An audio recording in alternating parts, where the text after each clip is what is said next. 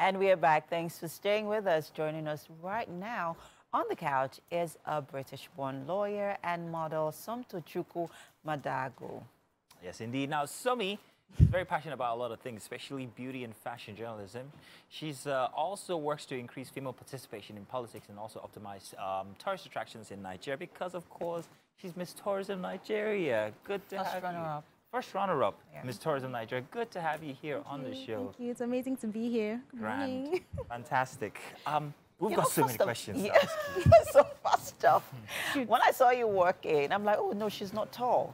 And, I mean, that is, I mean, okay.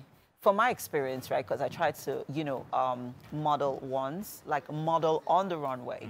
And there's certain criteria that you need to meet. Yeah. Other than being beautiful and having certain facial features, right, you also have to be tall. So how did you get in? It's something that really, really deterred me for the longest time, in all honesty. Okay. And I only just bit the bullet because I thought, okay, there's as much as there's a height limit, there's also an age limit to a lot of these contests. And so I'm approaching the age limit. Oh, okay. And so I thought to myself, well, you know, if they pick you... What's the age limit? The age limit for most of them is around 28. Okay. In fact, for Miss Tourism Nigeria, they have one of the most liberal age limits. A lot of them 25, and you can't compete older than 25. Oh, okay. And so even with the height and with the body, Miss Tourism Nigeria is actually quite liberal because we actually have... I don't even think I'm skinny enough for a pageant girl, to be honest. I mean, lots of them are much thinner and much taller, like you pointed out. And so it did deter me, and I'm happy that I did it to show the girls like us that you can do it too. Right? Absolutely. Well, that's grand. So Miss Tourism Nigeria, that means you're actually the face for tourism in Nigeria. Have you been around Nigeria? How many of these sites have you been to? These very beautiful places around Nigeria. Well, I can't say I've been to many.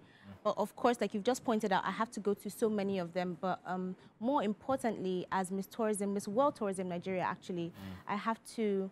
my mission is a bit different. Okay. We have a lot of beautiful tourist sites in Nigeria. We have a lot of beautiful art, culture, fashion. Yeah, and as much as the world loves to look at it, even us in Nigeria don't enjoy a lot of these experiences ourselves.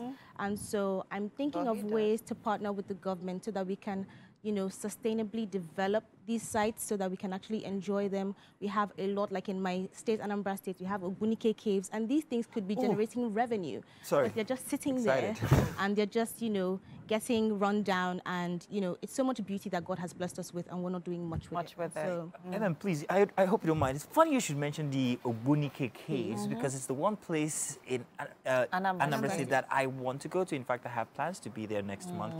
And really? Next month? Yes, next month. I have plans with friends. We're going to go there. Oh. It's such a beautiful thing to see on pictures, and I didn't know it was there. And I'm Nigerian.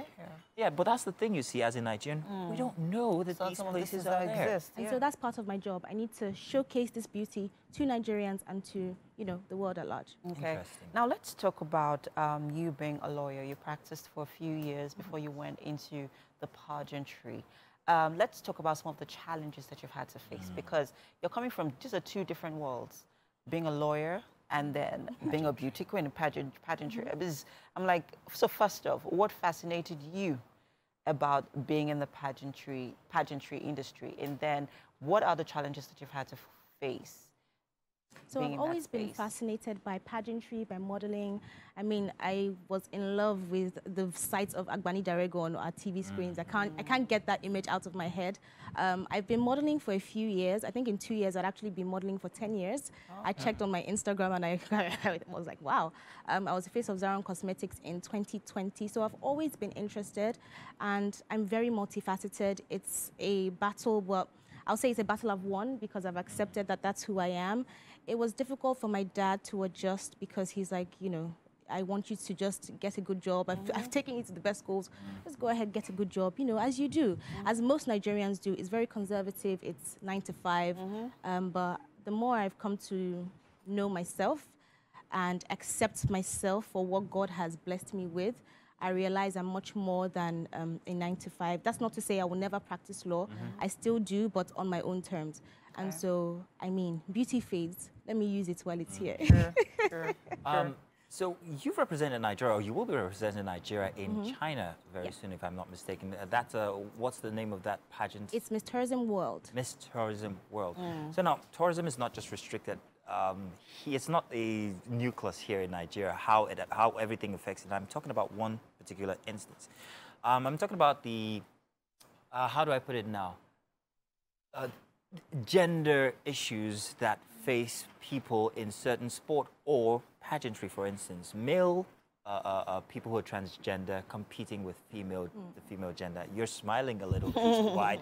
I want to know what your take is on that one. Do you think that, especially that you that you are representing Nigeria on an international stage where these things are going prominent. to happen, Yeah. might happen, you might face a beauty queen one day who's Especially transgender. in Asia. Exactly In Asia, where you're exactly going where to you're represent going to. Nigeria. What do you think? Is it to be allowed? Do you think that it's an intrusion?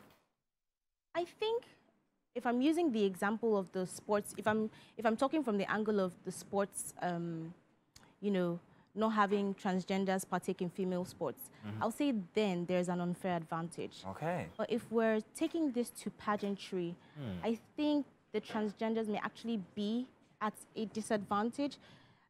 This is me just assuming that they will not be genetically as beautiful as a, you know, as a born female. Yeah. And so I think if they're bold enough to try, why not? I don't think I'll be intimidated by it. I don't think any other women will be. And so, yeah, why not? I love your answer. All right, right. Let's talk about some of the stereotypes that people in the women in the pageant industry have to deal with.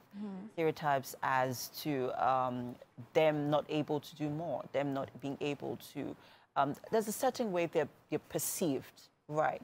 And we talked about this earlier on, and the projects that you want to do to, you know, try and break this bias and stereotype and these narratives that have been placed on women in the pageant industry, especially in this climate, right? So let's talk about some of that.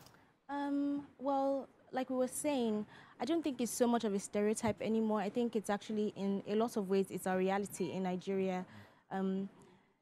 I don't want to blame the government too much.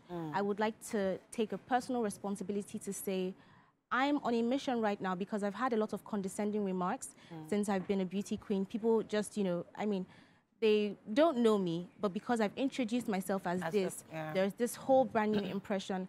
And it's funny because when I do speak, I'm able to, you know, completely floor them. And they're like, oh my gosh, I had no idea. And this is the case for a lot of the girls. I mean, Winfrey is a pageant girl as well, and she's doing amazing. She's intelligent, and she's respectable, she's dignified. And so I think I'm taking on a specific duty now to rework the face of pageantry in Nigeria. It's dignified, it's feminine, it's elegant, it's graceful. That's what it should be. It's about women empowerment. And so personally, I'm not going to pay much attention to those narratives or stereotypes as whatever we'll call them, because this is my time, this is how I'm doing it. And hopefully this is how all the younger girls coming on would do it and even do it better. Oh, wow. So, I mean, go ahead. Oh, I was just going to say it's a confidence for me. Okay, yeah, let's do. You talked about female empowerment because, to be honest, a lot of people who are saying this from the outside really do not see it as women empowerment, you know, platform or scheme where some of these women can be empowered with tools to be more, right? And what is it that you think the beauty queens and, you know, women in that space can actively do to, you know, put it out there that, okay, this is what this is about, and this is who we are, and this is what we hope to do, especially when it comes to influencing the mindset of people, changing their minds, and also influencing global change on that? Okay. I don't think the mantle is so much on the beauty queens themselves, because like we were saying, a lot of times, you know, in Nigeria, there's a politics that goes on as to the crowning. And so I think I'll start there. Let's actually make these titles merit-based. And so the girls who actually deserve to win will win and be projected. Let's have these conversations about how to rework these narratives, how to ensure that the girls are actually empowered and they're not, you know, kind of pushed into doing other things, other undignifying things. And then lastly, I hate to put this on the government, but anything that has government support does better. There are lots of industries, creative industries in Nigeria are suffering terribly because they don't have funding. And so funding. Money makes the world go round. Oh, yes, it does. Thank you so much, Somto. This has been quite an insightful conversation, especially delving into the pageantry industry. Don't leave. We want you in our kitchen with our other guests because you guys have to taste what we have. So let's take a very quick and short Talking break. about Asia, we're taking her to... Oh, we're having an Asian dish, exactly. We're having an Asian dish, so you just hang in there. Let's take a very short break, and when we get back, we'll have something inside of the kitchen with Mariah Brown. It's gonna be a fun time.